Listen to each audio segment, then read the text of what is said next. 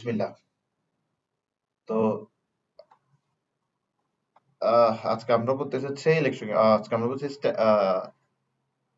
Current electricity. আর আজকে হচ্ছে current ইলেকট্রিসিটির কত নম্বর ক্লাস? 2 নম্বর ক্লাস। তো আজকে আমরা ফান্ডামেন্টালি কি পড়তেছি?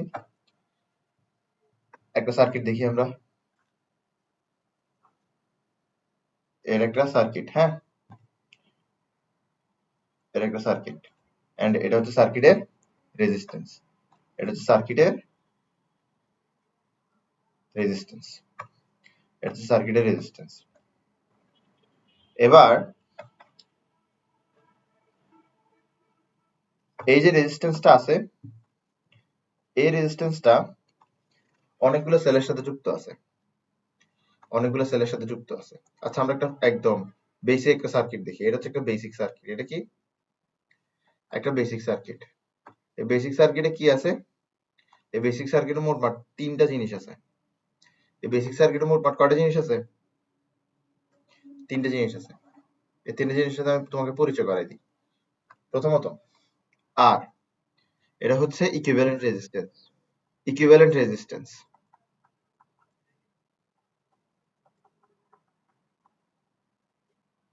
এরপরে ই, ইলেকট্রোমোটিভ ফোর্স।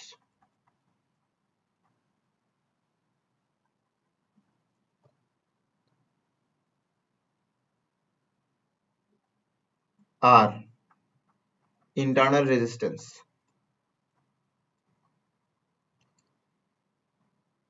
আমি তোমাদেরকে ফিজিক্স এগুলো মুখস্থ পড়াই না?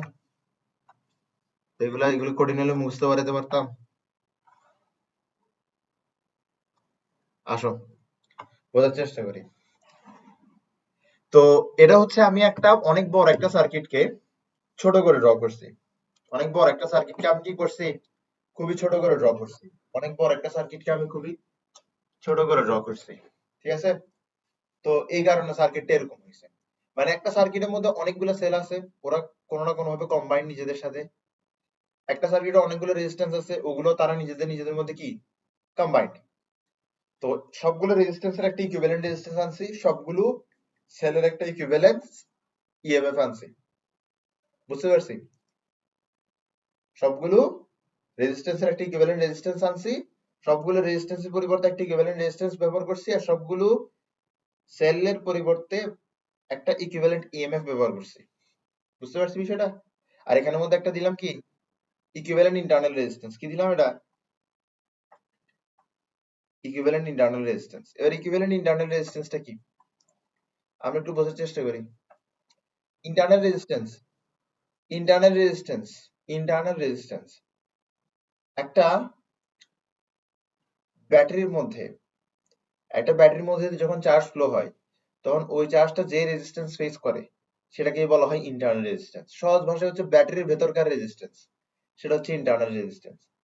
আমি ইলেকট্রনকে এনার্জি দিলাম, ইলেকট্রন কি করে? আসে ব্যাটারির কাছে, আসে বলে আমাকে এনার্জি দাও। ব্যাটারি ইলেকট্রনকে এনার্জি দেয়। ইলেকট্রন ওই এনার্জি দিয়ে পুরো সার্কিটে দৌড়ায়। তো যখন ইলেকট্রন ওই এনার্জি দিয়ে পুরো সার্কিটে দৌড়ায়, তখন সে ওই এনার্জিটা কই খরচ করে? যেখানে যেখানে সে বাধাপ্রাপ্ত হয়, যেখানে যেখানে সে রেজিস্ট্যান্স ফেস করে, সেখানে সেখানে সে ওই এনার্জিটা খরচ করে। অর্থাৎ রেজিস্ট্যান্সে সে এনার্জিটা খরচ করে। এখন ব্যাটারির ভেতরেও সে কি করে? এনার্জি খরচ করে। তাহলে ব্যাটারির ভেতরে তার এনার্জি খরচ করতে হইতো যদি ব্যাটারির ভেতরে রেজিস্ট্যান্স না থাকতো। ব্যাটারির ভিতরে রেজিস্ট্যান্স আছে বিধায় সে এনার্জি খরচ করতেছে। তাহলে ব্যাটারির ভিতর কত ওহম রেজিস্ট্যান্স আছে? সেটাই হচ্ছে ইন্টারনাল রেজিস্ট্যান্স। সেটা হচ্ছে ইন্টারনাল রেজিস্ট্যান্স। তো যেহেতু আমার এখানের মধ্যে ব্যাটারি নাই, আমার কাছে ব্যাটারির কম্বিনেশন আছে, সেল নাই, সেলের কম্বিনেশন আছে, তাহলে আমার ইন্টারনাল রেজিস্ট্যান্স গুলো কম্বিনেশনে পাবো আমি। আশা করি বুঝতে পারতেছো। আশা করি বুঝতে পারতেছো। তা আমি এই যে ইএমএফ দিলাম, ইএমএফ এর গল্পটা দুইভাবে আসতে পারে। একটা হচ্ছে ব্যাটারি গুলো সিরিজে যুক্ত,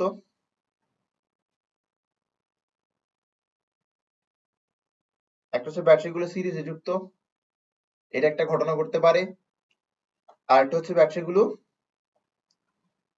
প্যারালেলে যুক্ত, এটা আরেকটা ঘটনা ঘটতে পারে।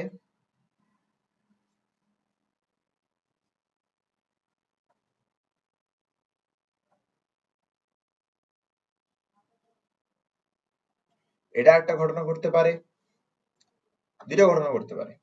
ব্যাটারিগুলো সিরিজে যুক্ত, ব্যাটারিগুলো প্যারালালে যুক্ত, এই দুইটা ঘটনা ঘটতে পারে। ক্লিয়ার? ওকে। এখন আমি তো এখানে তিনটা করে সেল দিছি। ধরলাম যে আসলে এখানে তিনটা সেল না, আসলে এখানের মধ্যে n সংখ্যক সেল আছে। কয়টা সেল আছে? n সংখ্যক সেল আছে, n সংখ্যক। পরের পেজে লিখি এটা, n সংখ্যক সেল আছে। ধর এখানের মধ্যে কত সংখ্যক সেল আছে? n সংখ্যক সেল আছে। n সংখ্যক সেল আছে মানে কি, তুমি ধরো এই মাঝখানে এটাকে কি করেছো, একটু ড্যাশ ড্যাশ করে দিছো। মানে এটা ধরো তোমার প্রথম সেলটা, এটা দ্বিতীয় সেলটা, আর এটা হচ্ছে কি n নাম্বার সেল। মাঝখানে ধরো কি আরো অনেক সেল আছে, 1 থেকে n সংখ্যক সেল আছে এখানের মধ্যে, ঠিক আছে? আচ্ছা, এরা যেহেতু সিরিজে যুক্ত, তাদের যে তাদের যে ইন্টারনাল রেজিস্ট্যান্সটা থাকবে, সেই রেজিস্ট্যান্সটাও কি সিরিজে যুক্ত থাকবে। সেই রেজিস্ট্যান্সটাও কি সিরিজে যুক্ত থাকবে। বোঝা গেছে? সেই রেজিস্ট্যান্সটাও সিরিজে যুক্ত থাকবে। এখন এই যে ইন্টারনাল রেজিস্ট্যান্স আছে, এই ইন্টারনাল রেজিস্ট্যান্সের ইকুইভ্যালেন্ট রেজিস্ট্যান্সটা সার্কিটের ইকুইভ্যালেন্ট রেজিস্ট্যান্সের সাথে সিরিজে থাকবে। আবার বলি, সেলগুলো সিরিজে আছে তাই বলে সেলের ইন্টারনাল রেজিস্ট্যান্স গুলো সিরিজে থাকবে। সেলের ইন্টারনাল রেজিস্ট্যান্স গুলো যদি সিরিজে থাকে, তাহলে সেলের ইন্টারনাল রেজিস্ট্যান্সের যে ইকুইভ্যালেন্ট রেজিস্ট্যান্স, সেটা আমরা সিরিজ কম্বিনেশন করে পাবো। আর এরপরে এরপরে সেলের যে ইন্টারনাল রেজিস্ট্যান্স, সেলের যে ইন্টারনাল ইকুইভ্যালেন্ট রেজিস্ট্যান্স পাইছি বা ইকুইভ্যালেন্ট ইন্টারনাল রেজিস্ট্যান্স পাইছি, সেটা সার্কিটের ইকুইভ্যালেন্ট রেজিস্ট্যান্সের সাথে সিরিজে থাকবে। বুঝতে পারছি বিষয়গুলো? আমি আবার বলি, এখানের মধ্যে লিখে দিচ্ছি, আমি যেভাবে যেভাবে লিখতেছি সেভাবে সেভাবে লিখে নিবা।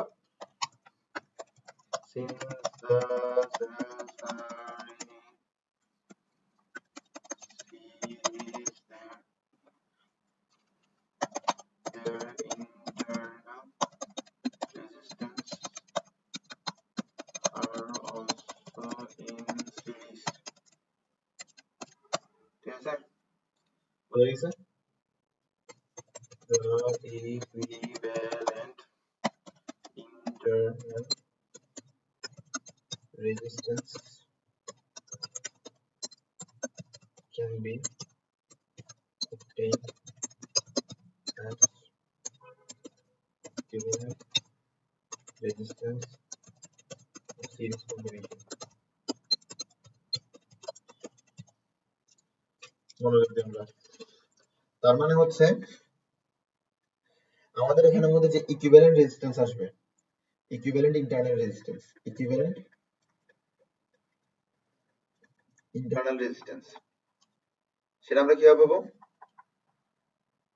সিরিজের যেভাবে আমরা ইকুইভ্যালেন্ট রেজিস্ট্যান্স বের করি সেভাবে বের করবো। সিরিজের ইকুইভ্যালেন্ট রেজিস্ট্যান্স কিভাবে বের করি? রেজিস্ট্যান্স গুলোকে যোগ করে দিই, এভাবেই তো সিরিজের ইকুইভ্যালেন্ট রেজিস্ট্যান্স বের করি। তাহলে এখানের মধ্যে আমাদের ইকুইভ্যালেন্ট ইন্টারনাল রেজিস্ট্যান্স হবে, ধর এটাকে আমি আর ই দিলাম, এটার নাম আর ই দিলাম, তাহলে এটা হবে কি R plus dot dot dot dot dot R. তাহলে এটা হচ্ছে প্রথমটার ইন্টারনাল রেজিস্ট্যান্স, এটা হচ্ছে দ্বিতীয়টার ইন্টারনাল রেজিস্ট্যান্স, এটা হচ্ছে কি nতমটার ইন্টারনাল রেজিস্ট্যান্স। আর তুমি মাথায় রাখো, আমাদের এখানের মধ্যে কেসটাকে সিম্পল করা হয়েছে, আমাদের এখানের মধ্যে ব্যাটারি গুলো সেম ইউজ করা হয়েছে। তো ব্যাটারি গুলো যদি সেম ইউজ করা হয়, তাহলে তাদের ইন্টারনাল রেজিস্ট্যান্স সবগুলা কি সেম, তাদের ইন্টারনাল রেজিস্ট্যান্স সবগুলা কি সেম। তাহলে তুমি যদি n সংখ্যক আর কে যোগ করো, দিন শেষে তুমি কি পাবা? nr। বুঝতে পারছি? বুঝতে পারছি? হুম।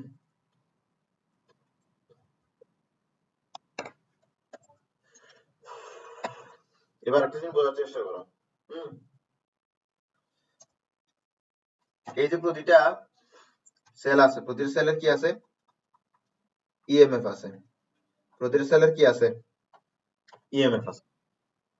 তো প্রতিটা সেলের ইএমএফ আছে, ঠিক আছে? এবার আমরা ইএমএফ এর হিসাবটা করি। বিষয়টা হচ্ছে তোমার, যখন ইএমএফ দ্বিগুণ করতে হয় তখন আমরা দুইটা ব্যাটারি ইউজ করি। ইএমএফ যখন 3 গুণ করতে হয় তখন আমরা 3টা ব্যাটারি ইউজ করি। ইএমএফ যখন 4 গুণ করতে হয় তখন আমরা 4টা ব্যাটারি ইউজ করতে পারি। ইএমএফ যখন 5 গুণ করতে হয় তখন আমরা 5টা ব্যাটারি ইউজ করি। ইএমএফ যখন 6 গুণ করতে হয় তখন আমরা 6টা ব্যাটারি ইউজ করি। বুঝতে পারছি? তার মানে ইকুইভ্যালেন্ট ইএমএফ কি?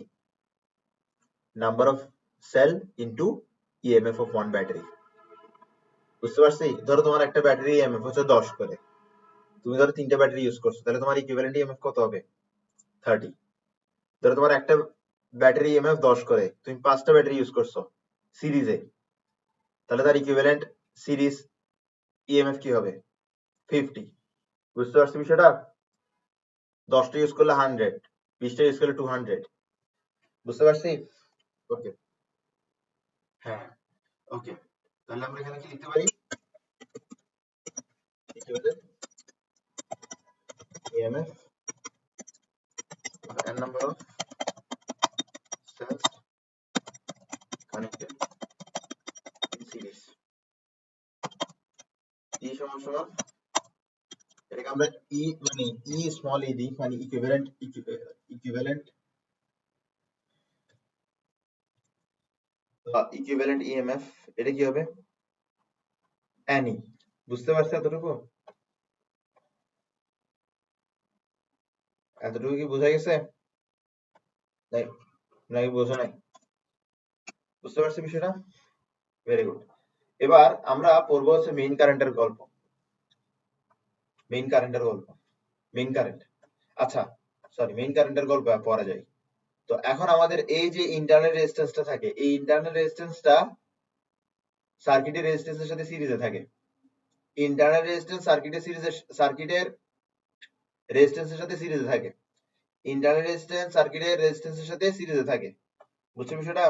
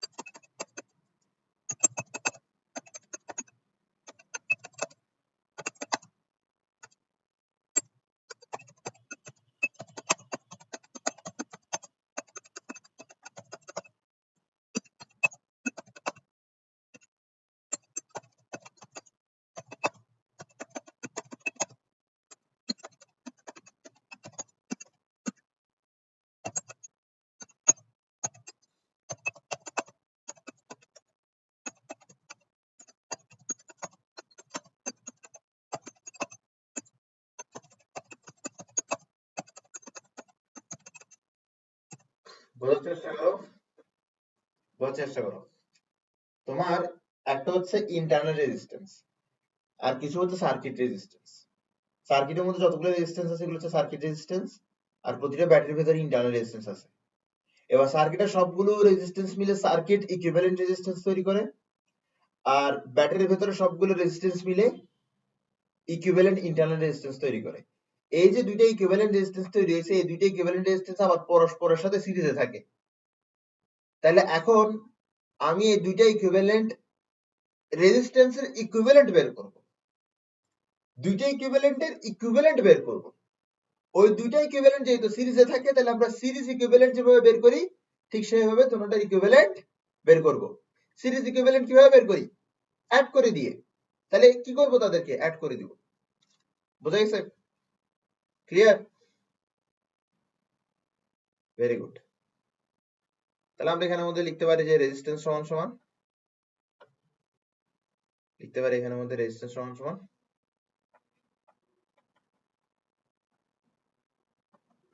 Circuit resistance plus circuit equivalent resistance plus equivalent internal resistance. বুঝতে পারছো বিষয়টা? এবার আমরা মেইন কারেন্ট বোঝার চেষ্টা করব, মেইন কারেন্ট বোঝার চেষ্টা করব। মেইন কারেন্ট বোঝার চেষ্টা করব। আসো, মেইন কারেন্ট কি? Potential difference divided by resistance, এটা হচ্ছে main current. Potential difference divided by resistance, এটা হচ্ছে কি? Main current. তো তুমি যখন রেজিস্ট্যান্সের হিসাবটা, ইন্টারনাল রেজিস্ট্যান্সের হিসাবটা যখন তুমি সার্কিট রেজিস্ট্যান্সের সাথে করবা, ইন্টারনাল রেজিস্ট্যান্সের হিসাবটা যখন তুমি সার্কিট রেজিস্ট্যান্সের সাথে করবা, তখন ইএমএফ আর ভোল্টেজ সেম হবে। হ্যাঁ, মানে হচ্ছে তুমি যখন কি করতেছো, তুমি যখন ইন্টারনাল রেজিস্ট্যান্সের হিসাবটা সার্কিটের রেজিস্ট্যান্সের সাথে করে ফেলতেছো, তখন তুমি ভোল্টেজের পরিবর্তে ইএমএফ বসাতে পারবা। বোঝা গেছে? এখন তুমি রেজিস্ট্যান্সের পরিবর্তে কি বসাইছো? টোটাল যে রেজিস্ট্যান্সটা আসতেছে এই সিস্টেমে সেটা বসাইছো, যেখানে আর হচ্ছে কি সার্কিটের ইকুইভ্যালেন্ট রেজিস্ট্যান্স, আর এন আর কি ইকুইভ্যালেন্ট ইন্টারনাল রেজিস্ট্যান্স। বুঝতে পারছো বিষয়টা? ওকে, তাহলে এখন আমরা আরেকটার কথা চিন্তা করি।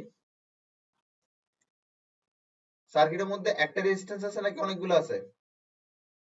অনেকগুলো আছে। এই অনেকগুলোর পরিবর্তে আমরা একটা ব্যবহার করছি, যাকে ব্যবহার করলে সার্কিটের টোটাল যে সার্কিটের যে মেইন কারেন্ট সেটা আনচেঞ্জ থাকে।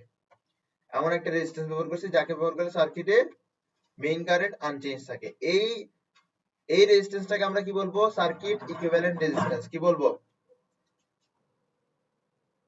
Circuit equivalent resistance. ঠিক আছে? এবার এখানের মধ্যে আমরা অনেকগুলো সেল পাচ্ছি। কি পাচ্ছি? সেল পাচ্ছি।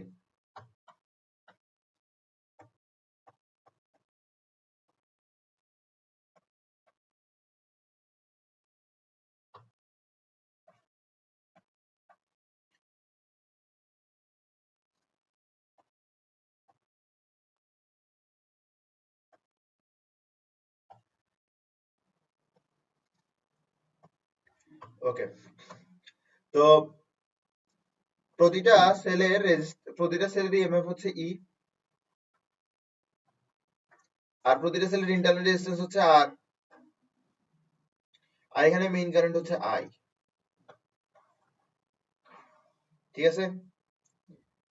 এবার তোমার কিছু চিন্তা করো, তোমার এখানে প্রতিটা সেল কিভাবে কানেক্টেড? প্যারালালে কানেক্টেড, ঠিক না? প্রতিটা সেল যদি প্যারালালি কানেক্টেড হয়, তাহলে প্রতিটা সেলের ইন্টারনাল রেজিস্ট্যান্স পরস্পরের সাথে কিভাবে কানেক্টেড? Parallelly connected. আর প্রশ্ন হতে পারে যে এখানের মধ্যে কয়টা সেল আছে? 1 2 n সংখ্যক সেল আছে। কয়টা সেল আছে? n সংখ্যক সেল আছে। মানে 1 2 3 4 5 6 করে করে কতটুকু পর্যন্ত? n পর্যন্ত। বুঝতে পারছি? তাহলে প্রথম যে কথাটা আমাদের মাথায় রাখতে হবে সেটা হচ্ছে প্রতিটা সেল প্যারালালি যুক্ত, তারপরে তাদের ইন্টারনাল রেজিস্ট্যান্স গুলো পরস্পরের সাথে প্যারালালি যুক্ত।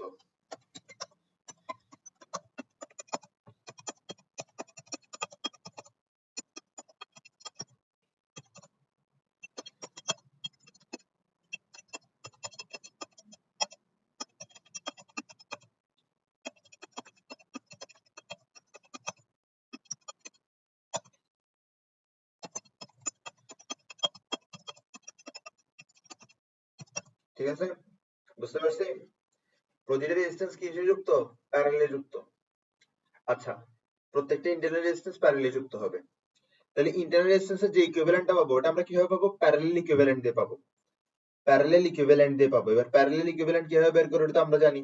1 by parallel equivalent is equals to 1 by first resistance plus 1 by second resistance plus 1 by third resistance plus 1 by fourth resistance। মনে আছে? 1 by parallel equivalent সমান সমান 1 by first resistance plus 1 by second resistance plus 1 by third resistance, এরকমই তো ছিল, ঠিক না?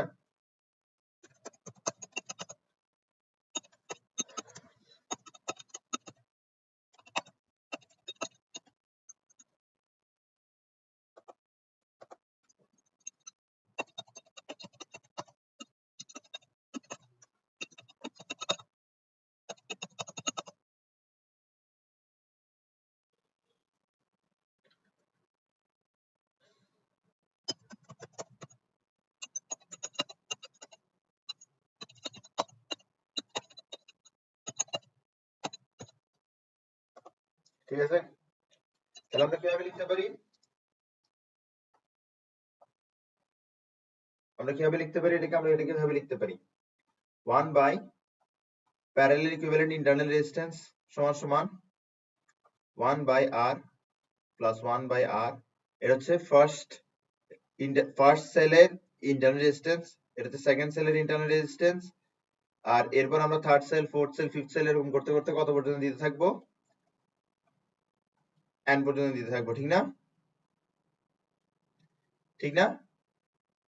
তো আমার কাছে এখানে 1 by r 1 by r কয়টা আছে? 1 2 3 4 5 6 করে করে কয়টা আছে? n সংখ্যক আছে। তাহলে 1 বাই rp সমান সমান কি হবে? n ইন্টু 1 বাই r, অথবা সহজ ভাষায় যদি বলি n বাই r। rp সমান সমান কি থাকবে? r by n। তুমি এই দিকটা উল্টাই দিছো, তাহলে এই দিকটাও কি হবে? উল্টে যাবে। এবার যদি আমরা মেইন কারেন্ট বের করতে চাই, মেইন কারেন্ট কি? Potential difference divided by resistance. ঠিক আছে? এখন আচ্ছা, আরো কথা তো বলতে ভুলে গেছি। হ্যাঁ, তো এরপরে কথাটা আগেও বলছি, সেটা হচ্ছে equivalent internal resistance circuit equivalent রেজিস্ট্যান্সের সাথে সিরিজে থাকবে।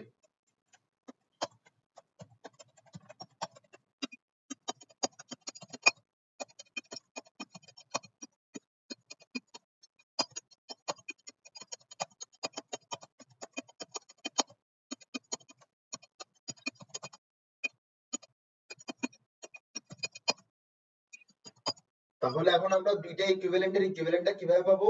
সিরিজ ইকুইভ্যালেন্ট হিসেবে পাবো। ঠিক আছে? তাহলে এই পয়েন্টটাই আমরা এখানে লিখবো এখানে মধ্যে।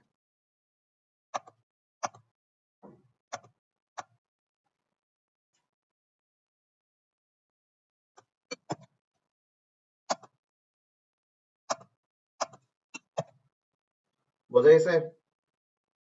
তাহলে আমরা এখানে রেজিস্ট্যান্স কি পাচ্ছি?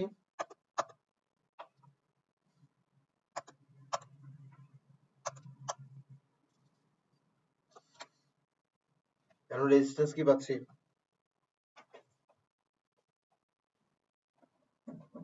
Circuit resistance plus R by N equivalent internal resistance. ঠিক আছে? এবার আমরা মেইন কারেন্ট বের করি। মেইন কারেন্ট কিভাবে পাওয়া যায়? ভোল্টেজ ডিভাইডেড বাই আর। আমরা ইএমএফ কে ভোল্টেজের পরিবর্তে লিখতে পারি কখন? যখন আমরা সার্কিটের রেজিস্ট্যান্সের সাথে ইন্টারনাল রেজিস্ট্যান্সের হিসাব করব, তখন আমরা ইএমএফ এর ভোল্টেজের পরিবর্তে কি ব্যবহার করতে পারি? ইএমএফ ব্যবহার করতে পারি। বুঝতে পারছি? Very good.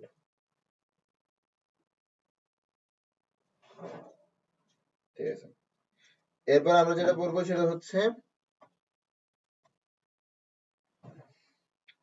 জুলস ল অথবা জুলস হিটিং ইফেক্ট। তোমার কাছে বই থাকলে তুমি একটু বইয়ের মধ্যে দেখিও এই টপিকটা কিভাবে নেম করা আছে।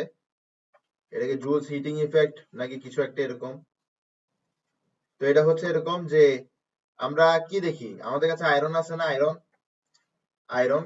এবার আয়রন কি হয়? আয়রন হিট হয়, বা আমাদের কাছে কি ইলেকট্রিক কেটলি থাকে।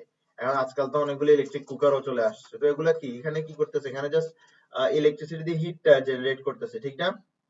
ইলেকট্রিসিটি দিয়ে কি জেনারেট করতেছে? হিট জেনারেট করতেছে। এবার ইলেকট্রিসিটি দিয়ে তুমি হিট জেনারেট করতেছো,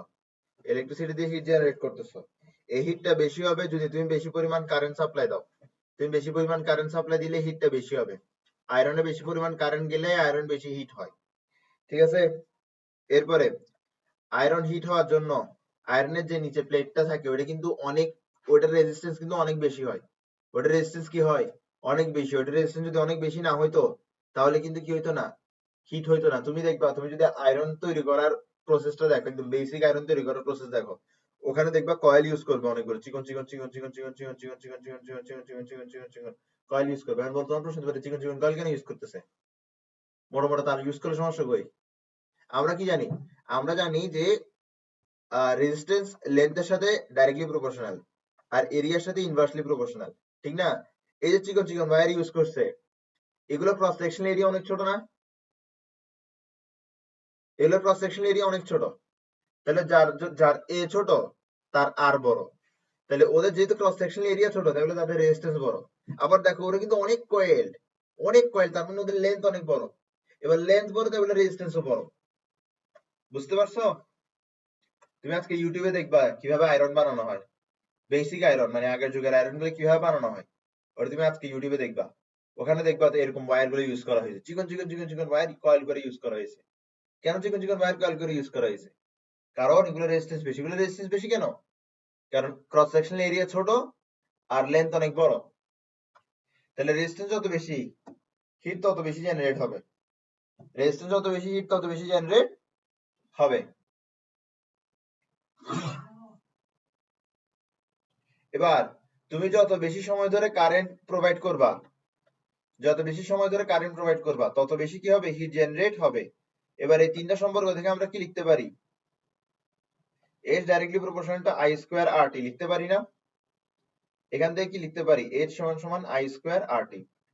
H সমান সমান I স্কয়ার RT। তাহলে এটা কি? হিট জেনারেটেড, হিটের ফর্মুলা। কিসের ফর্মুলা? হিটের ফর্মুলা। কিসের ফর্মুলা? হিটের ফর্মুলা। এরপর আমরা পাওয়ার পড়বো। পাওয়ার। পাওয়ার, what is power? Power is work done per unit time. What is power? Work done per unit time is known as power. আচ্ছা যেটাই হোক, এক্ষেত্রে আমরা পাওয়ারের দিকে আসি। পাওয়ারের ফর্মুলা হচ্ছে ভিআইপি। পাওয়ারের ফর্মুলা কি? VIP formula. পাওয়ারের ফর্মুলা কি? এ তো ভেরি ইম্পর্টেন্ট পার্সেন্ট। পাওয়ারের ফর্মুলা কি? VIP formula. আসো, VI is equals to P। VI is equals to P। তাহলে এটাকে আমরা চাইলে এভাবেও লিখতে পারি, P is equals to VI। I মানে কি? কারেন্ট। V মানে কি? পোটেনশিয়াল ডিফারেন্স বা ভোল্টেজ। আর P মানে কি? পাওয়ার। পাওয়ার। তাহলে পাওয়ার ফর্মুলা মনে থাকবে, মাথায় রাখবা পাওয়ারের ফর্মুলাটা ভিআইপি ফর্মুলা। কারণ ভিআইপি কেন বলতেছি? কারণ তাকে খুব বেশি প্রয়োজন পড়বে তোমার। আর তুমি যদি ভিআইপি দিয়ে চিন্তা করো তাহলে তার ফর্মুলাটাও তোমার মাথায় খুব সহজে গেঁথে যাবে। বুঝছো বিষয়টা? বুঝছি। আচ্ছা, তো পাওয়ারের ফর্মুলা, এটা তো আসলে ভিআইপি ফর্মুলা। পাওয়ারের আরো কিছু ফর্মুলা আছে যেটা এই ভিআইপি ফর্মুলা থেকে আসে। ঠিক আছে, আমরা কি লিখতেছি? পি সমান সমান ভিআই লিখতেছি না? আমরা কি জানি? আই সমান সমান ভি বাই আর জানি না? জানি কি জানি না? তাহলে এখানের মধ্যে যদি আমি ভি বাই আর বসাই, আয়ের পরিবর্তে যদি ভি বাই আর বসাই, তাহলে আমি কি পাবো? V square by R.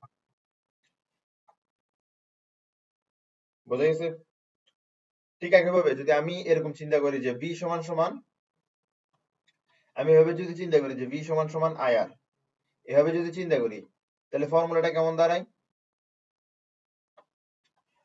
V এর পরিবর্তে কি বসাবো? আই আর বসাবো। সেক্ষেত্রে আমরা পাবো আই স্কোয়ার আর। সেক্ষেত্রে আমরা কি পাবো? আই স্কোয়ার আর। এবার আর এর পরিবর্তে যদি আমরা ভিআই লিখি, যদি লিখি তাহলে কি কি করা যায়? এখানে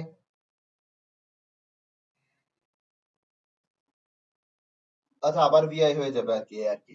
তাহলে আমাদের কয়েকটা ফর্মুলা, ভি স্কোয়ার বাই আর এটা আসছে, আই স্কোয়ার আর এটা আসছে, ভিআই এটা আসছে। আচ্ছা, যা যা যা দরকার তা তা চলে আসছে। তিনটা ফর্মুলা দরকার ছিল, এখান থেকে তিনটা ফর্মুলাই চলে আসছে।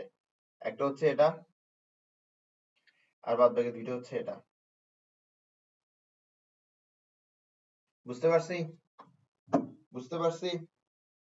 Very good, very good.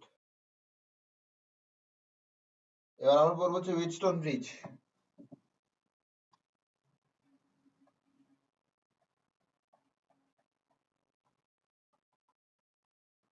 যেরকম বলবো এরকম খাই নিবা, বুঝছো?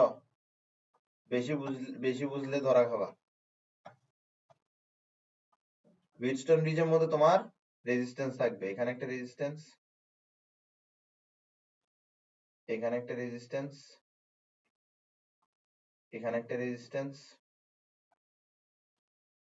আচ্ছা দাঁড়াও, নাম কি? উইটস্টোন ব্রিজ।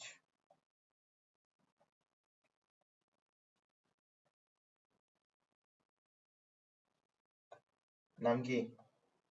উইটস্টোন ব্রিজ।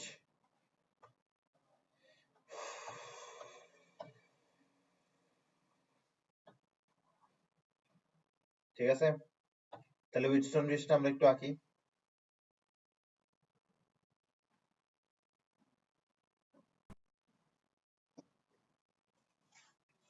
উইটস্টোন ব্রিজটা আমরা একটু আঁকি।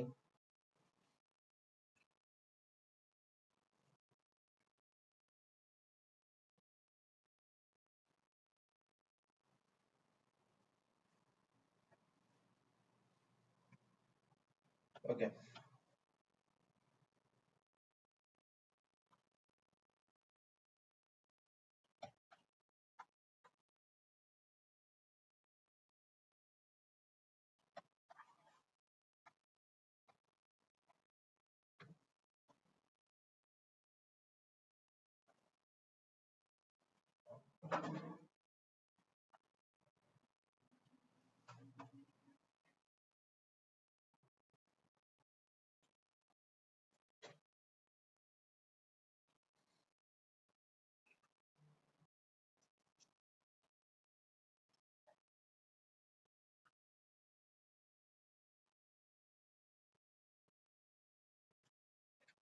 ওকে,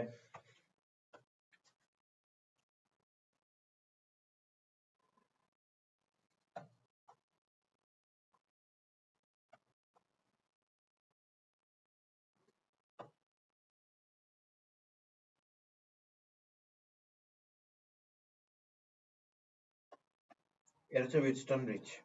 ঠিক আছে, কেমন আছে ব্রিজটা? সুন্দর না?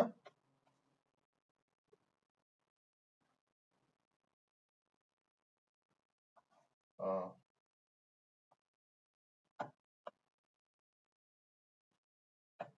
এটা হচ্ছে ব্রিজস্টোন ব্রিজ। ওকে, সার্কাস মনে হইতেছে পুরো, ঠিক না? যাক, যেটাই হোক, আমরা একটু পড়ালেখায় আসি। তো এই যে রেজিস্ট্যান্সটা আছে হচ্ছে পি, এই যে রেজিস্ট্যান্সটা আছে হচ্ছে কিউ, এই রেজিস্ট্যান্সটা হচ্ছে পি, এই রেজিস্ট্যান্সটা হচ্ছে কিউ, এই রেজিস্ট্যান্সটা হচ্ছে আর, এই রেজিস্ট্যান্সটা হচ্ছে এস। এখান দিয়ে একটা কারেন্ট যায়, তার নাম হচ্ছে আই। এখানে একটা ভোল্টেজ আছে, তার নাম হচ্ছে ভি। বোঝা গেছে? এরপর এখানের মধ্যে একটা কি থাকবে? গ্যালভানোমিটার থাকবে। Galvanometer, galvanometer.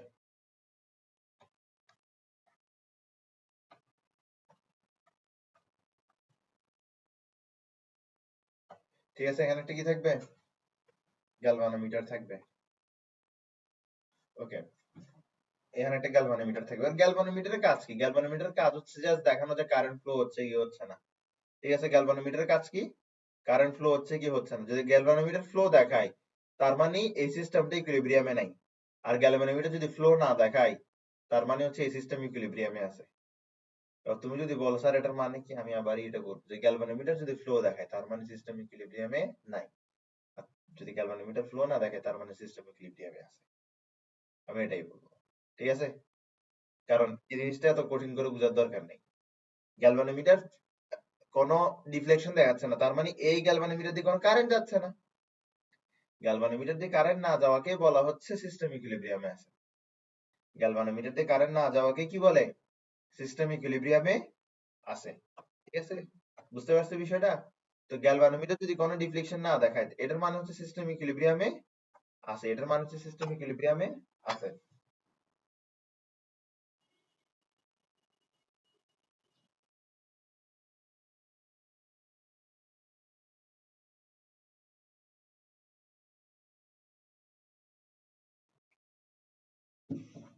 ওকে, আসো আবার আবার বলি। গ্যালভানোমিটার কোনো ডিফ্লেকশন শো করতেছে না, তার মানে হচ্ছে সিস্টেম ইকুইলিব্রিয়ামের মধ্যে দিয়ে আছে। গ্যালভানোমিটার ডিফ্লেকশন শো করছে, তার মানে সিস্টেম ইকুইলিব্রিয়ামে নাই। এবার সিস্টেম ইকুইলিব্রিয়ামে থাকলে তুমি কি কি করতে পারবা? কি লাভ সিস্টেম ইকুইলিব্রিয়ামে থাকলে? সিস্টেম ইকুইলিব্রিয়াম থাকলে তুমি একটা জিনিস লিখতে পারবা, সেটা হচ্ছে পি বাই কিউ সমান সমান R by S. P by Q সমান সমান আর বাই এস। বুঝছো?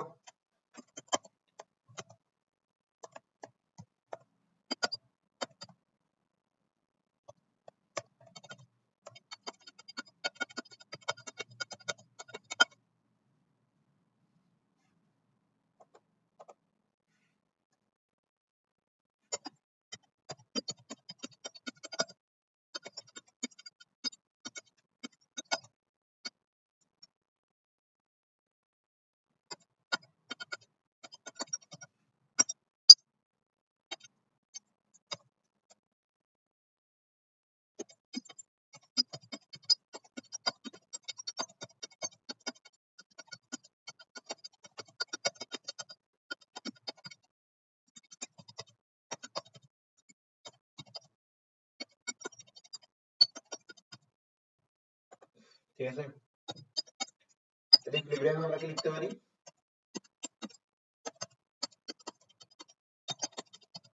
ইকুইলিব্রিয়ামের জন্য আমরা কি লিখতে পারি? লিখতে পারি এরকম, পি বাই কিউ সমান সমান R by S. P by Q সমান সমান আর বাই এস। বুঝতে পারছি? তো এখন পরীক্ষায় কি করবে আমাকে? পরীক্ষা আমাকে পি এর ভ্যালু দেওয়া থাকবে, কিউ এর ভ্যালু দেওয়া থাকবে, আর এর ভ্যালু দেওয়া থাকবে, এস এর ভ্যালু দেওয়া থাকবে না। বলবে যে এস এর ভ্যালু বের করো। মানে যেমন আমাকে কোনো একটা পার্টিকুলার ভ্যালু দেওয়া থাকবে না, হয় পি এর ভ্যালু দেওয়া থাকবে না, নয় কিউ এর ভ্যালু দেওয়া থাকবে না, একটার ভ্যালু দেওয়া থাকবে না, বাদ বাকি সবার ভ্যালু দেওয়া থাকবে। তো যার ভ্যালু দেওয়া নেই তাকে বের করতে বলবে।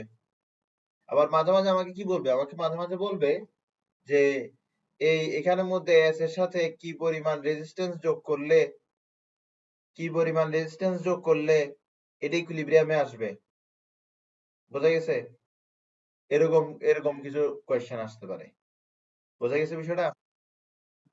হ্যাঁ, সিডি তে আসবে অবশ্যই। আমি সিডি পড়াই দিয়েছি তোমাকে মনে হচ্ছে। বুঝতে পারছি বিষয়টা? কোনটা? এটা এইগুলো সিডি তে আসে, এগুলো কখনো বি তে আসে না। সি তে আসবে, না হয় ডি তে আসবে। বুঝছো বিষয়টা? এগুলোর বাইরে আসবে না। এরপর আমরা যেটা বলবো সেটা হচ্ছে উইটস্টোন ব্রিজ তো করে ফেলছি, এরপরে মিটার ব্রিজ পড়াবো আগে। মিটার ব্রিজ তো আমার স্লাইডের মধ্যে আমি মিটার ব্রিজ খুঁজে পাচ্ছি না এখন। আরে মা, মিটার ব্রিজ।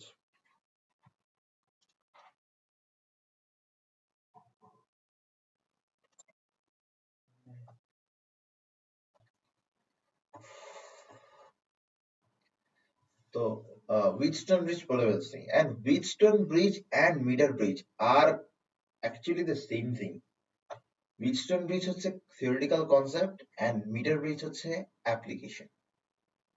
আবার বলি, Wheatstone bridge হচ্ছে theoretical concept and meter bridge হচ্ছে তার application.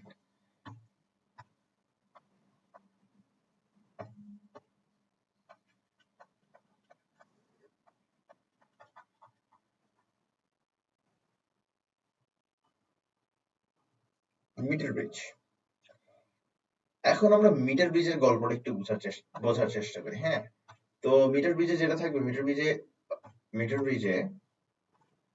হ্যাঁ,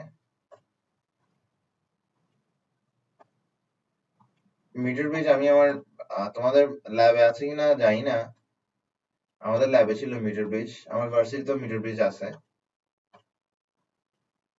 অনেক ইন্টারেস্টিং একটা ডিভাইস। আমার লাস্ট সেমিস্টারে মিটার ব্রিজের উপর একটা প্র্যাকটিক্যাল ছিল, ভালো লাগছিল প্র্যাকটিক্যালটা করে, মজা পেয়েছিলাম। তো মিটার ব্রিজে তোমার এরকম দুইটা কি থাকবে, ব্যাকএন্ড জায়গা থাকবে, এন্ড দেন তোমার এই জায়গায় একটা ওয়্যার কানেক্টেড থাকবে। আর এই ওয়্যারের লেন্থ কত জানো? দেখি বলো। তুমি যদি বলতে পারো এই ওয়্যারের লেন্থ, তার মানে তোমার কমন সেন্স ভালো আছে।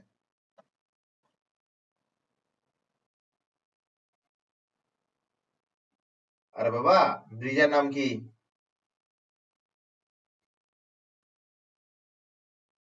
জিনিসটার নাম কি? এটা কি পড়তেছি আমরা? Metre bridge. তাহলে ওয়্যারের লেন্থ কত? 1 মিটার। ওয়্যারের লেন্থ কত? 1 মিটার। মানে এত বড় হয় আর কি, মানে আমি তোমার দেখাইতে পারতেছি না, লাইক নট এত বড়, লাইক লেট মি দেখো এইদিকে যাচ্ছি, হ্যাঁ, এত বড় হয় 1 মিটার। বুঝতে পারছি? ওকে, 1 মিটার। তো এতটুকু আমরা বুঝতে পারছি যে 1 মিটার হবে। এন্ড দেন তোমার এই জায়গায় একটা রেজিস্ট্যান্স থাকে, যেটা রেজিস্ট্যান্স তুমি জানো। এই জায়গায় একটা কি থাকে? এই জায়গায় একটা ওয়্যার থাকে, বুঝছো? এই জায়গায় কি থাকবে? একটা ওয়্যার থাকবে যেটা রেজিস্ট্যান্স তুমি জানো। এখানে আমি তাকে একটা রেজিস্ট্যান্সের মতন শো করলাম। এই জায়গায় একটা ওয়্যার থাকবে যেটা রেজিস্ট্যান্স তুমি জানো। এটা কি? Known resistance. এটা কি? Known resistance. তাকে আমি পি বললাম। কি বললাম তাকে? পি। পি হচ্ছে কি? Known resistance. এই রেজিস্ট্যান্সটা তুমি জানো।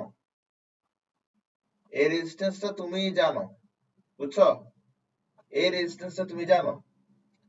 আর এই জায়গায় থাকবে হচ্ছে আননোন রেজিস্ট্যান্স। মানে তোমাকে কোনো কিছু রেজিস্ট্যান্স বের করতে দিছে, তোমাকে যার রেজিস্ট্যান্স বের করতে দিছে তুমি তাকে এখানে বসাবা। এটুকু আশা করি বুঝছো। তাহলে এটা হচ্ছে কিউ, আর এটা হচ্ছে আননোন রেজিস্ট্যান্স। এটা কি? Unknown resistance. Brilliant, so far so good.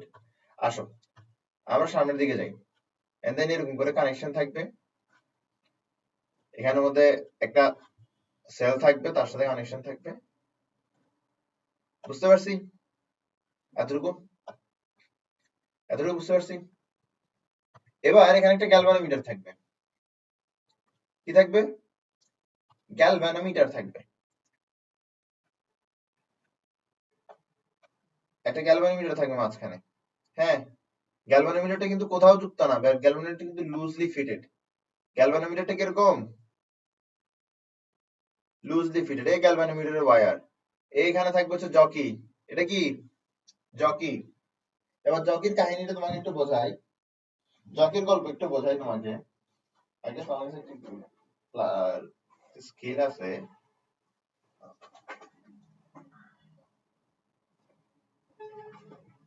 কি ব্যাপার? Where's my skill? Whatever. জকির কাহিনী বুঝাই। আচ্ছা দেখো, ফর এক্সাম্পল এটাতে আমি বুঝাই জকির কাহিনী। হ্যাঁ, ধরো তোমার এটা হচ্ছে তোমার এই রেড কালার যেটা তোমার এখানে ওয়্যার দিছে, ধরো সেই ওয়্যারটা হচ্ছে তোমার এই ধরো সেই ওয়্যারটা হচ্ছে এটা হচ্ছে কি সেই ওয়্যারটা, ঠিক আছে? এবার আমি যেটা করব সেটা হচ্ছে আমি জকি দিয়ে এরকম ওয়্যারের উপরে কি করতে থাকবো, ড্র্যাগ করতে থাকবো জকি দিয়ে। হ্যাঁ, জকিটা দিয়ে এরকম করে ড্র্যাগ করতে থাকবো, এন্ড আমি ওয়েট করব কখন গ্যালভানোমিটারে জিরো ডিফ্লেকশন থাকবে। বোঝা গেছে? গ্যালভানোমিটার একবার দেখবে উপরে উপরে চলে যাচ্ছে, একবার দেখবে নিচে চলে যাচ্ছে, একবার ডানে যাচ্ছে, একবার বামে যাচ্ছে, বহুত কিছু করতেছে। আমি ততক্ষণ ধরে জকিটাকে নাড়াতে থাকবো যতক্ষণ ধরে না জিরো আসবে।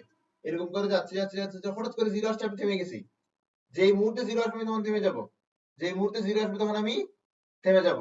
এই যে 1 মিটার লং একটা আমার কি আছে, এই যে 1 মিটার লং একটা আমার এখানে ওয়্যার আছে। এই 1 মিটার লং ওয়্যারের উপরে এখানে কি থাকবে? এখানে ধীরে ধীরে এরকম করে দাগ দাগ কেটে কেটে কি থাকবে? লেন্থ থাকবে। কি থাকবে? লেন্থ থাকবে। তো আমি কত লেন্থে থামছি সেটা আমি দেখবো না? আমি কত লেন্থে থামছি সেটা আমি কি দেখতে পাবো না? অবশ্যই অবশ্যই দেখতে পাবো। অবশ্যই অবশ্যই দেখতে পাবো।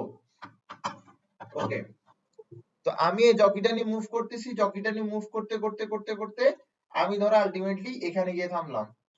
এখানে গিয়ে থামলাম কারণ এখানে আসে গ্যালভানোমিটার জিরো ডিফ্লেকশন দিচ্ছে। এখন এটা হচ্ছে একটু হুইটস্টোন ব্রিজ।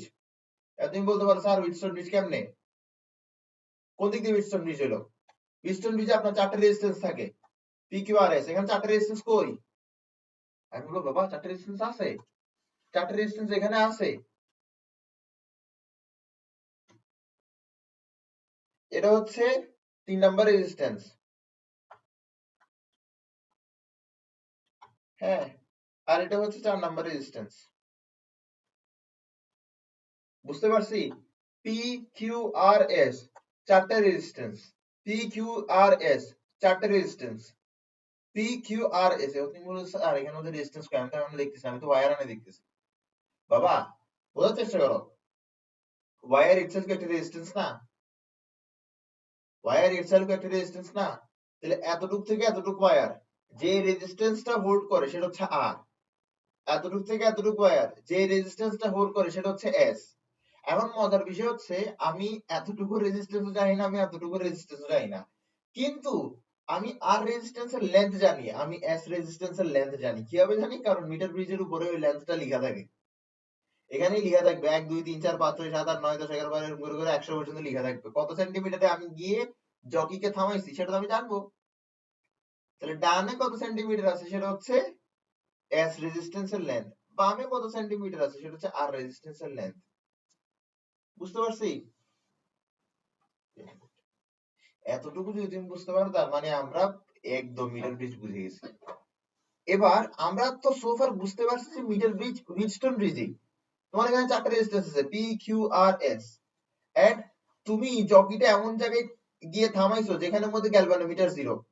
আর যদি মিটার ব্রিজে গ্যালভানোমিটার জিরো হয় তখন আমরা কি বলতাম? বলতাম যে এটা কিসে আছে? ইকুইলিব্রিয়ামে আছে। কিসে আছে? ইকুইলিব্রিয়ামে আছে। আর ইকুইলিব্রিয়ামে আমরা কি লিখতাম? আমরা লিখতাম পি বাই কিউ সমান সমান আর বাই এস। এটা লিখতাম না আমরা? লিখতাম না? আচ্ছা ঠিক আছে, ভেরি গুড। এবার রেজিস্ট্যান্স সমান সমান আমরা কি জানি? আমরা আগে পড়ছিলাম না রেজিস্ট্যান্স সমান সমান রো এল বাই এ? পড়ছিলাম না?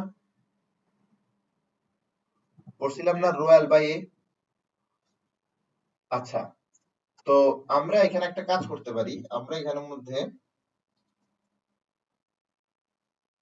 হ্যাঁ, আমরা এখানের মধ্যে একটা কাজ করতে পারি। আমরা এই যে আর আছে, আর এর যে লেন্থটা আছে এটাকে আমরা এল ধরবো। আর এর লেন্থটাকে কি ধরবো? এল। আর এর লেন্থকে কি ধরবো? এল। এল কত? সেন্টিমিটার। তাহলে এস এর লেন্থটা কত হবে? 100 মাইনাস এল। এটা 1 মিটার লং। 1 মিটার মানে কি? 100 সেন্টিমিটার। এবার যদি এতটুকু এল হয় তাহলে বাকিটা কি? 100 মাইনাস এল। বুঝতে পারছি? তাহলে আমরা যদি এখন কি করি, আর রেজিস্ট্যান্সটা বের করি, কিভাবে বের করব? রো লিখবো, আর রেজিস্ট্যান্সের লেন্থ লিখবো, আর রেজিস্ট্যান্সের ক্রস সেকশনাল এরিয়া লিখবো।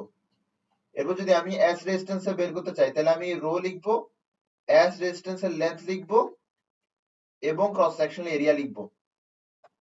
বুঝতে পারছি? Very good. এবার আমি এখানে আর বাই এস এর পরিবর্তে এটা বসাতে পারি। যদি আমি আর বাই এস এর পরিবর্তে এটা বসাই, তুমি একটা জিনিস চিন্তা করো, একটু বুদ্ধি খাটে চিন্তা করো, তুমি একটু বুদ্ধি খাটে চিন্তা করো। এ নাও এটা উপরে দিলাম, এ নাও এটা নিচে দিলাম। আচ্ছা, তুমি আমাকে বলো, এই যে স্পেসিফিক রেজিস্ট্যান্স আছে রো, স্পেসিফিক রেজিস্ট্যান্স কিসের উপর নির্ভর করে? স্পেসিফিক রেজিস্ট্যান্স কিসের উপর নির্ভর করে? স্পেসিফিক রেজিস্ট্যান্স নির্ভর করে ম্যাটেরিয়ালের উপরে। ভুলে গেছো নাকি? কিসের উপর নির্ভর করে? ম্যাটেরিয়ালের উপরে। এখন আমি তো এটা তো একটাই ওয়্যার ছিল, আমি একটা ওয়্যারকে আর আর এস ভাগ করছি, তো একটা ওয়্যারের কি ম্যাটেরিয়াল একটাই হবে না? তো যেহেতু দোনোটার ম্যাটেরিয়াল একটা, তাহলে রো রো কি যাবে? কাটা যাবে।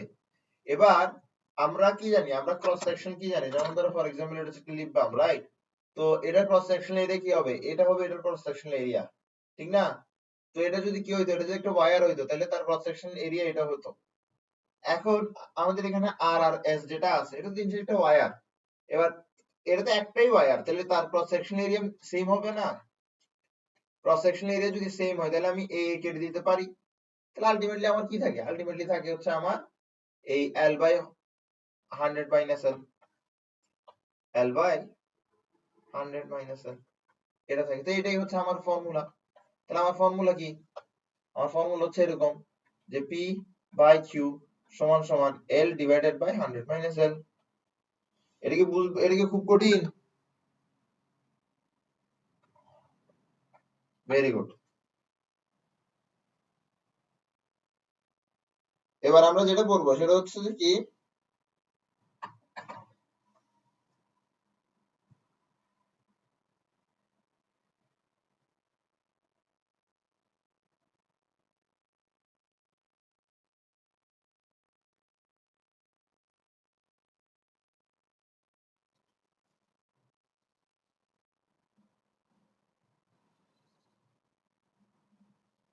আচ্ছা এখন আমরা যেটা বের করবো সেটা হচ্ছে, এখন আমরা যেটা করবো সেটা হচ্ছে galvanometer and shunt. Galvanometer and shunt.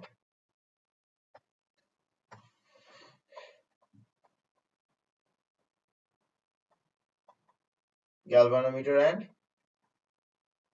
Shunt.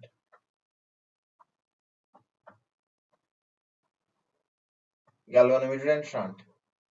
আচ্ছা গ্যালভানোমিটার কি? গ্যালভানোমিটার হচ্ছে একটা ডিভাইস, যে ডিভাইস থেকে আমরা কি জানতে পারি, যে ডিভাইস থেকে আমরা জানতে পারি যে কারেন্ট আদৌ ফ্লো হচ্ছে কিনা। কারেন্ট আদৌ ফ্লো হচ্ছে কিনা এটা জানতে পারি আমরা গ্যালভানোমিটার থেকে। ঠিক আছে?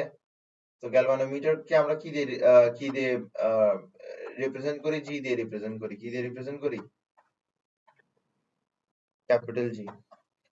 এবার যদি কখনো অনেক হাই অ্যামাউন্টের কারেন্ট ফ্লো হয়, অনেক হাই অ্যামাউন্টের কারেন্ট ফ্লো হয়, গ্যালভানোমিটারের কিন্তু কোনো কাজ নাই, কিন্তু ও জাস্ট এটাই দেখাবে যে কারেন্ট ফ্লো হচ্ছে কি হচ্ছে না।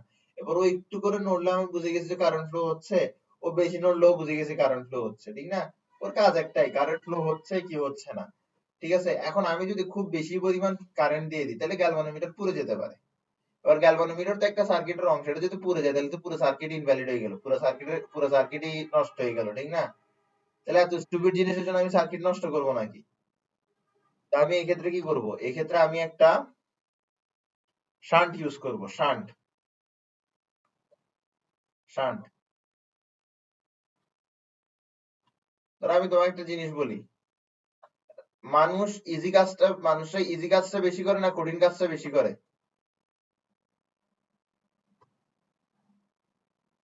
ইজিটাই বেশি করবে, ঠিক না?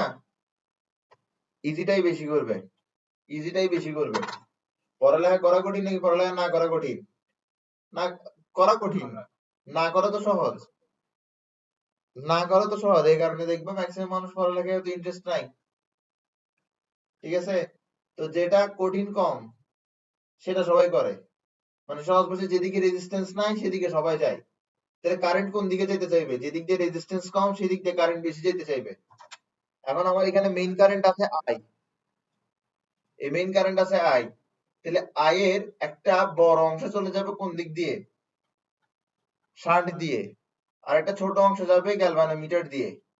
কেন? কারণ শান্টের রেজিস্ট্যান্স গ্যালভানোমিটার রেজিস্ট্যান্সের চেয়ে অনেক কম হবে। শান্টের রেজিস্ট্যান্স গ্যালভানোমিটার রেজিস্ট্যান্সের চেয়ে অনেক কম হবে, এই কারণে ম্যাক্সিমাম কারেন্ট চলে যাবে শান্ট দিয়ে। এখন গ্যালভানোমিটার দিয়ে যদি অল্প পরিমাণ কারেন্টও যায়, গ্যালভানোমিটার ডিফ্লেকশন দেখাই দিবে আর আমি বুঝে যাবো যে গেটের মধ্যে দিয়ে কারেন্ট যাচ্ছে, তাহলে তো আমার কাজ হয়ে গেল। আর যখন ম্যাক্সিমাম কারেন্ট শান্ট দিয়ে চলে যাবে তখন কিন্তু আর গ্যালভানোমিটার পুড়ে যাওয়ার সুযোগ নাই। বোঝা গেছে? এভাবে আমার সার্কিটটাও বেঁচে গেল, আমার গ্যালভানোমিটার ইউজ করা হয়ে গেল। বুঝতে পারছি? পুরা কারেন্টটা কখনো শান্ট দিয়ে যাবে না। There will still be people who will do the tough job, ঠিক না? ঠিক আছে ভাবে, কারেন্ট এর একটা পার্টিকুলার অংশ গ্রেটার রেজিস্ট্যান্স দিয়ে যাবেই যাবে। বুঝতে পারছি? ওকে, তাহলে আমরা এখানের মধ্যে বিষয়গুলো লিখে ফেলি। A great amount of force can burn and destroy the galvanometer.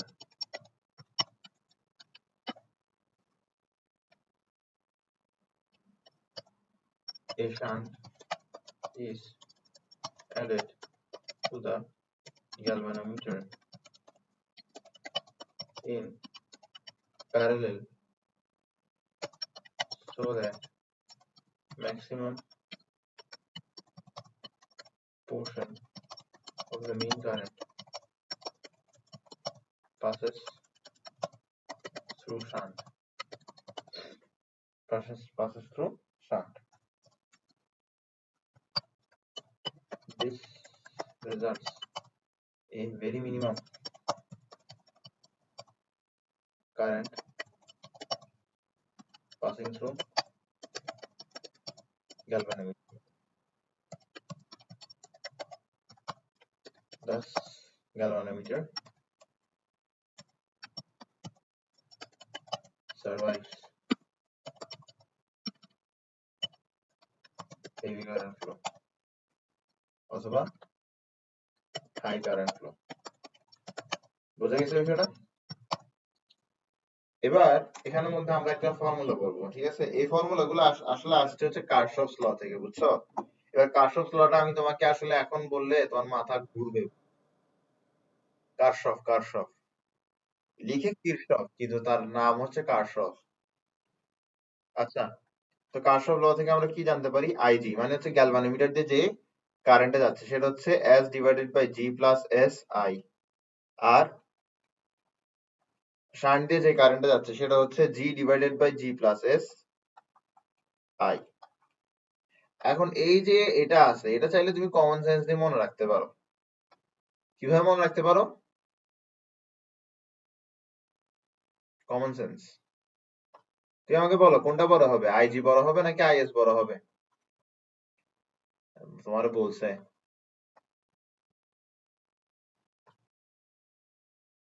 maximum portion of the current passes through shunt.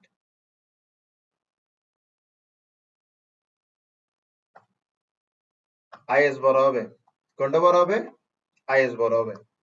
আচ্ছা, তাইলে আইজি সমান সমান something into total current, is সমান সমান সামথিং ইনটু টোটাল কারেন্ট। তো যেহেতু আইএস বড়, তাহলে আইএস এর ক্ষেত্রে এই সামথিংটাও বড় হবে। যেহেতু আইজি ছোট তাই বলে আইজির ক্ষেত্রে সামথিংটা ছোট হবে। ওকে, এখন জানতে পারতেছি এই সামথিংটা কি হবে, একটা রেশিও হবে। আচ্ছা, ওকে বুঝলাম রেশিও হবে। এরপরে জানতে পারলাম রেশিওর যে ডিনোমিনেটর হবে সেটা হচ্ছে টোটাল রেজিস্ট্যান্স।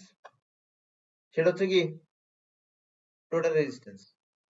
এখন সহজ ভাষা হচ্ছে এটা বড় হলে এই পুরাটা বড় হবে, সরি ভুল জায়গায় বলছি, এটা বড় হলে এই পুরাটা বড় হবে, এবং এই পুরাটা যদি বড় হয় তাহলে এটা বড় হবে। তাহলে আইএস বড় হওয়ার জন্য কি বড় হতে হবে, এই নিউমারেটরটা বড় হতে হবে। এখন বড় জি বড় না এস বড়?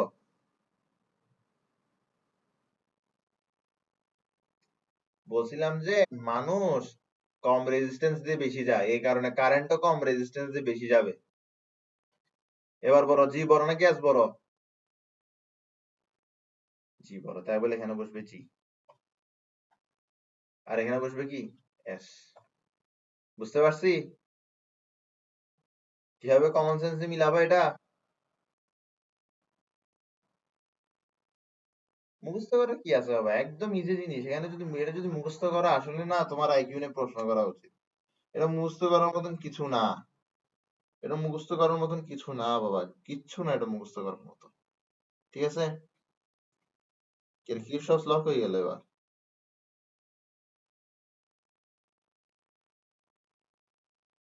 আচ্ছা সরি, কার্শফস ল, কি জানি কি বলে, বাদ দা, কি বা যায় আসে। তো দুইটা ল আছে তার।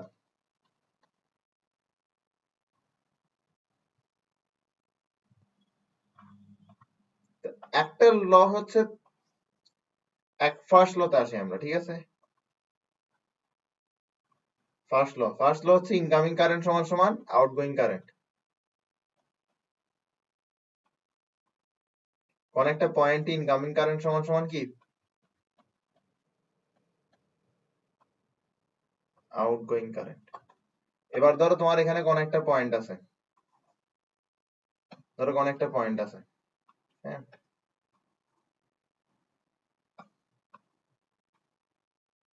ধরো কোন একটা পয়েন্ট আছে, এটা এটা হচ্ছে একটা পয়েন্ট। এবার এই পয়েন্টটা ধরো তোমার এখানের মধ্যে, মানে এটা ধরো একটা সার্কিট, এটা কি একটা সার্কিট, একটা সার্কিটের কোন একটা জাংশন, একটা সার্কিটের কোন একটা জাংশন যেখানে অনেকগুলো কি আছে ওয়্যার আছে, ঠিক আছে। এবার ধরো এদিক বরাবর I1 আসতেছে, I2 আসতেছে, I3 চলে যাচ্ছে, I4 আসতেছে, আবার I5 এই কারেন্ট থেকে বের হয়ে যাচ্ছে। তাহলে এই কারেন্টের মধ্যে ইনকামিং কারেন্ট কোনগুলা, I1 পয়েন্টটাতে ঢুকতেছে, I2 পয়েন্টটাতে ঢুকতেছে, I4 পয়েন্টটাতে ঢুকতেছে, I5 আর I3 পয়েন্টটা থেকে বের হচ্ছে। তাহলে আউটগোয়িং কারেন্ট আর ইনকামিং কারেন্ট সমান। বুঝতে পারছি, আউটগোয়িং কারেন্ট সমান সমান ইনকামিং কারেন্ট। এই যে কিরশফের ফার্স্ট ল। কিরশফের সেকেন্ড ল, কিরশফের সেকেন্ড ল হচ্ছে টোটাল ভোল্টেজ ড্রপ জিরো হবে, এটাই হচ্ছে কিরশফের সেকেন্ড ল। কোন একটা সার্কিটের টোটাল ভোল্টেজ ড্রপ জিরো হবে, কোন একটা সার্কিটের টোটাল ভোল্টেজ ড্রপ কি হবে, জিরো হবে। কোন একটা সার্কিটের টোটাল ভোল্টেজ ড্রপ কি হবে, জিরো হবে। বুঝে গেছে তো, কার্শফের দোনোটা ল আমরা পড়ে ফেলছি। Very good. এবার কার্শফের ল এর অ্যাপ্লিকেশন গুলো একটা বিদ্যুৎ লেভেলের অ্যাপ্লিকেশন, বুঝছো, এটা আমার সাথে প্র্যাকটিস না করলে তোমার মাথায় ঢুকবে না। তো এটা আমরা সিকিউ করার সময় ধীরে ধীরে প্র্যাকটিস করব। এরপর আমরা দেখি আমাদের আর কোনো টপিক বাদ গেছে কিনা, আমরা একটু ভালো করে দেখি কোনো টপিক বাদ গেলে ওগুলো পরে ফেলবো, পরে ফেলে চ্যাপ্টারটা এখানে ক্লোজ করে দিব। এরপরে হচ্ছে আমাদের এই চ্যাপ্টারতে সিকিউ করা বাকি থাকবে, ওটা করে ফেলবো। হ্যাঁ, আমরা ব্রাইটনেস অফ দ্য বাল্ব করি নাই, ব্রাইটনেস অফ দ্য বাল্ব তো করি নাই। ব্রাইটনেস অফ বাল্ব, একটা বাল্ব কতটা উজ্জ্বল হবে, ঠিক আছে, একটা বাল্ব কতটা উজ্জ্বল হবে।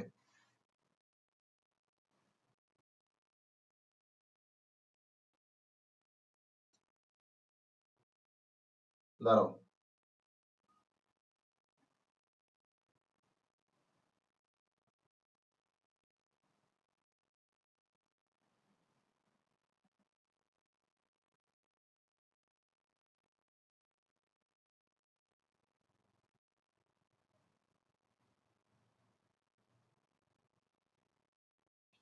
একটা জিনিস চেক করি তো, কি রে, কি লিখছে এটা?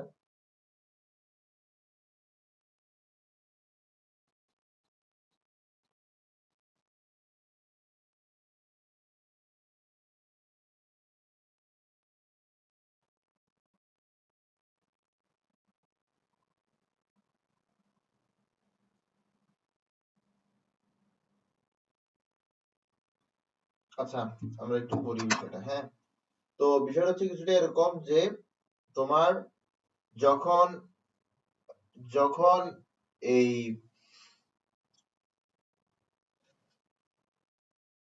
যখন সিরিজে বাল্ব কানেক্টেড থাকবে, তখন যার পাওয়ার কম সে বেশি ব্রাইট। সিরিজে কানেক্ট থাকলে যার পাওয়ার কম সে বেশি ব্রাইট, আর প্যারেলে কানেক্ট থাকলে যার পাওয়ার বেশি সে ব্রাইট। বুঝছো?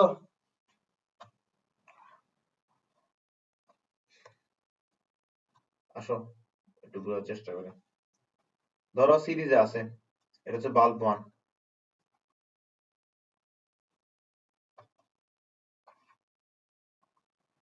এটা হচ্ছে কিসে আছে, সিরিজে আছে। পারফেক্ট সার্কেল আঁকতে পারি না কেন? আচ্ছা, যেটাই হোক, আমরা, হ্যাঁ, এটা ধরো বাল্ব 1, ঠিক আছে, এটা হচ্ছে বাল্ব 2, কিন্তু এটা কিসে আছে, সিরিজে আছে না? সিরিজে আছে। তাহলে সিরিজে যদি থাকে তাহলে যার পাওয়ার বেশি সে ব্রাইট, যার পাওয়ার বেশি সে ব্রাইট।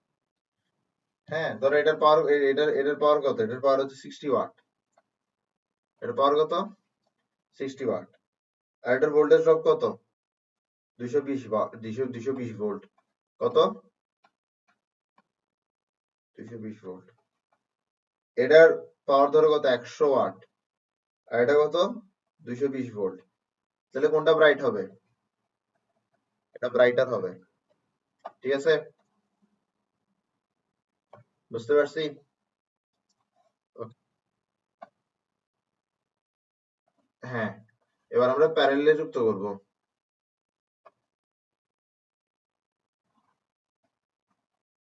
প্যারেলালে যুক্ত করলাম, এটা কত, 60 ওয়াট, এটা 100 ওয়াট। ঠিক আছে, বুঝতে পারছি?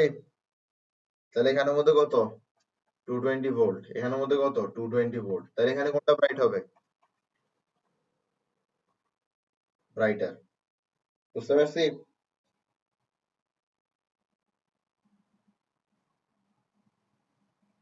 এই ক্ষেত্রে না, তুমি আইটা, এইটা এটা একটু মুছে ফেলো, ঠিক আছে? এটা হয়তো আমি ভুলবশত দিয়েছিলাম আগের বার পড়ানোর সময় স্টুডেন্টদেরকে, কিন্তু এখানে জাস্ট কারেন্টটা সেম হবে। কারেন্টটা কত হবে, সেম হবে। ধর এখানের মধ্যে যাচ্ছে কত, 10 অ্যাম্পিয়ার, এখানে যাচ্ছে 10 অ্যাম্পিয়ার। বুঝা গেছে বিষয়টা? ক্লিয়ার?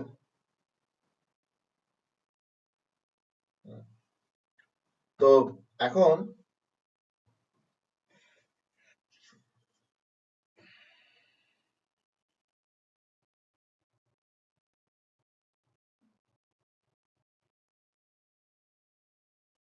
তো সিরিজে গেলে কোনটা বেশি চলবে, যার পাওয়ার কম।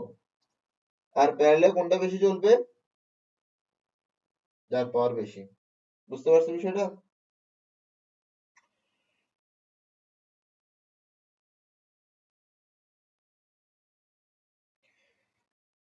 হুম।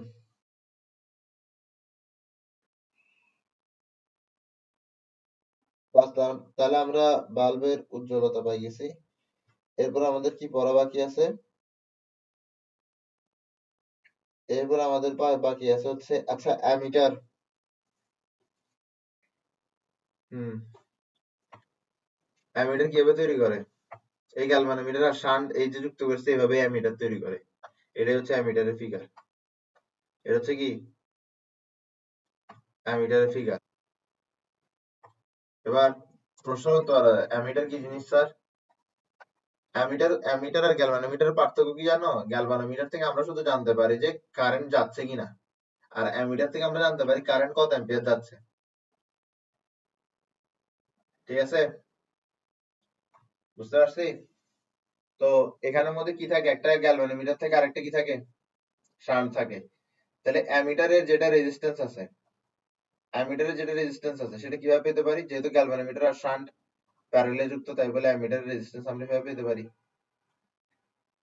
বুঝতে পারছি বিষয়টা?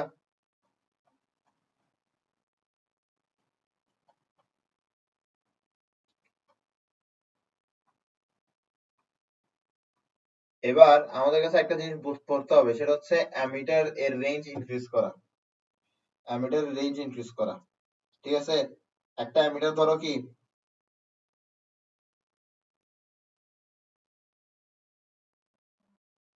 হুম, অ্যামিটার রেঞ্জ বৃদ্ধি করতে হবে। ঠিক আছে?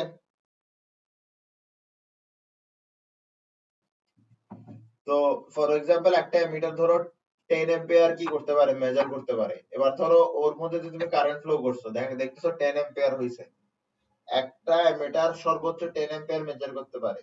এবার তুমি ওর মধ্যে যে কারেন্ট ফ্লো করছো, দেখছো 10 এম্পিয়ার আসছে, তার মানে কত কারেন্ট যাচ্ছে? বলো কত কারেন্ট যাচ্ছে? ধরো অ্যামিটার দিয়ে কারেন্ট ফ্লো করছো, অ্যামিটার দেখাচ্ছে 5 এম্পিয়ার, তাহলে বুঝো 5 এম্পিয়ার কারেন্ট যাচ্ছে। যদি অ্যামিটার দেখে 6 এম্পিয়ার, তাহলে বুঝবো 6 এম্পিয়ার কারেন্ট যাচ্ছে। যদি অ্যামিটার দেখে 8 এম্পিয়ার, তাহলে বুঝবো 8 এম্পিয়ার কারেন্ট যাচ্ছে। যদি অ্যাম্পিয়ার দেখায় 9 এম্পিয়ার, অ্যামিটার যদি 9 এম্পিয়ার দেখায়, তার মানে 9 এম্পিয়ার কারেন্ট যাচ্ছে। কিন্তু অ্যামিটার যদি 10 এম্পিয়ার দেখায়, সেই ক্ষেত্রে কি? দেখো, যেহেতু লাস্ট লিমিট 10 এম্পিয়ার, যখন অ্যামিটার 10 এম্পিয়ার দেখাবে, তখন চান্সেস আছে দ্যাট 10 এম্পিয়ার না 11 এম্পিয়ার যাচ্ছে, বা 10 এম্পিয়ার চেয়ে বেশি কিছু যাচ্ছে। কারণ 10 এম্পিয়ার চেয়ে বেশি কিছু গেলেও তো 10 এম্পিয়ারই দেখাবে। বুঝছো বিষয়টা? তো সেই ক্ষেত্রে আমার কাছে কি করতে হবে? সেই ক্ষেত্রে আমার কাছে এমিটারের রেজিস্ট্যান্সটা বাড়াইতে হবে। সরি, সেই ক্ষেত্রে আমার কাছে এমিটারের রেঞ্জটা বাড়াইতে হবে। বোঝা গেছে? বোঝা গেছে? তখন আমি এমিটারকে 10 এম্পিয়ারের পরিবর্তে আমি ওটাতে যেন 100 এম্পিয়ার মাপতে পারি, এমন ব্যবস্থা করতে হবে আমার কাছে। যেন আমি তখন 1 কে 10 ধরতে পারি, 2 কে 20 ধরতে পারি, আর 10 কে 100 ধরতে পারি। বোঝা গেছে? Very good. আচ্ছা, অ্যামিটারের রেজিস্ট্যান্সটা এইভাবে কেন দিলাম? এটা শুধু এই দিয়ে প্রকাশ করে।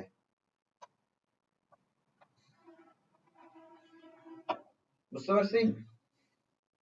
আর এটা করে কেমনে? কিভাবে রেঞ্জটা বৃদ্ধি করে? অ্যামিটারের সাথে আরেকটা শান্ট যোগ করে, এভাবে বৃদ্ধি করে। তো ধরো এটা হচ্ছে একটা অ্যামিটার,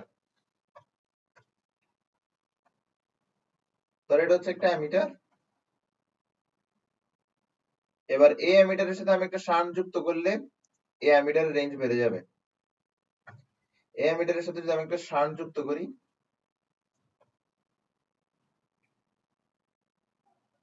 তাহলে এই অ্যামিটারের রেঞ্জ বেড়ে যাবে। যদি শান্ট যুক্ত করি, তাহলে এই অ্যামিটারের রেঞ্জ বেড়ে যাবে। ঠিক আছে? ওকে। তাহলে এখানে যে শান্টটা যুক্ত করছে, এই শান্টের রেজিস্ট্যান্স কত হবে? সেটা কিভাবে বের করবো? সেটা বের করবো R divided by n-1। R divided by, আর না, আসলে এ লিখবা যে এ ডিভাইডেড বাই n-1। আমার আগের সঙ্গে আমি বলে কি লিখেছি? আর তো মনে হইতেছে এর তো মনে হয় এটাতে সেই লেভেলের কনফিউশন থাকার কথা। আমি তো জিনিসপাতি উল্টাপাল্টা লিখছি। এত সমস্যা নাই, ও তো বুঝেই নাই, কিছু বলেও নাই, কই বুঝে নাই সেটা হয়তো বুঝে নাই। তো এখন হচ্ছে এখানের মধ্যে এন, মানে হচ্ছে আমি কয় গুণ ইনক্রিজ করছি, মানে রেঞ্জটা কয় গুণ ইনক্রিজ করছি, সেটা হচ্ছে এন। রেঞ্জকে আমি এন টাইমস করছি। ঠিক আছে? Range is made N Times, এভাবে তুমি এন এর পরিচয় দিবা। ঠিক আছে? আর এস প্রাইম তো বুঝতেছো যে শানটা আমার কাছে অ্যামিটারের সাথে যুক্ত করতে হয়েছে। আর এ তো বুঝতেছো অ্যামিটারের রেজিস্ট্যান্স। বুঝতে পারছি? ঠিক আছে, আমাদের চ্যাপ্টার পুরোপুরি শেষ। আমাদের জাস্ট সিকিউ করাটা বাকি। সিকিউ করার পরে আমাদের এই চ্যাপ্টার পুরোপুরি শেষ হয়ে যাবে।